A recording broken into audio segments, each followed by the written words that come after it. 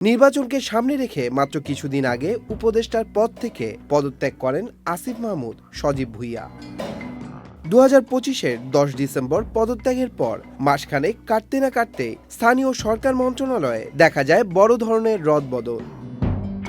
ব্যাপক এই রদবদলে সাবেক উপদেষ্টা আসিফ মাহমুদের একান্ত সচিব সহ 13 জন ঊর্ধ্বতন কর্মকর্তাকে ইতিমধ্যে বদলি করা হয়েছে, যার মধ্যে রয়েছে স্থানীয় সরকার মন্ত্রণালয়ের উপসচিব ও যুগ্ম সচিব পদমর্যাদার কর্মকর্তারা। আসিফ মাহমুদের একান্ত সচিব আবুল হাসানকে গত 24 ডিসেম্বর বদলি করা হয়েছে জ্বালানি ও খনিজ সম্পদ বিভাগে। আরও বদলি করা হয় যুগ্ম সচিব মোহাম্মদ নাজমুল হুদা শামীম, যুগ্ম সচিব ওয়াহিদুর রহমান, যুগ্ম সচিব আল মামুন, যুগ্ম সচিব মনিরুল ইসলাম, যুগ্ম সচিব আল আমিন সরকার, যুগ্ম সচিব ফজলে আজিম, উপসচিব আকবর হোসেন, উপসচিব ইবাদত হোসেন, উপসচিব শাহিনুর আলম ও উপসচিব রবিউল ইসলামকে। অন্য মন্ত্রণালয়ের 5 কর্মকর্তাকে আনা হয়েছে স্থানীয় সরকার মন্ত্রণালয়ে।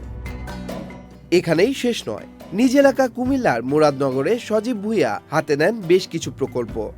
আরচি নদ ও বুড়ি নদী পুনর্খননের 46 কোটি টাকা ব্যয়ের প্রকল্প, কুমিল্লা জেলার বুড়িচং ও ব্রাহ্মণপাড়া উপজেলার ঘুঙুর নদী ও খাল পুনর্খননে 45 কোটি টাকা ব্যয়ে আরেকটি প্রকল্প এডিপিতে অন্তর্ভুক্ত করতে পরিকল্পনা কমিশনে পাঠানো হয়েছিল। সকল প্রক্রিয়া মানা হয়নি বলে ফেরত পাঠানো হয় প্রকল্পগুলো। এছাড়া সাবেক উপদেষ্টা আসিফ মাহমুদের জেলা কুমিল্লার সড়ক ও অন্যান্য গ্রামীণ অবকাঠামো মেরামত ও উন্নয়নে 2400 কোটি টাকার একটি প্রকল্প অনুমোদন না দিয়ে ফেরত পাঠায় commission.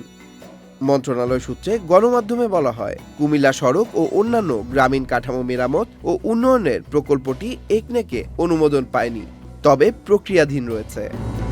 Tanmoy Mahmud, Channel I.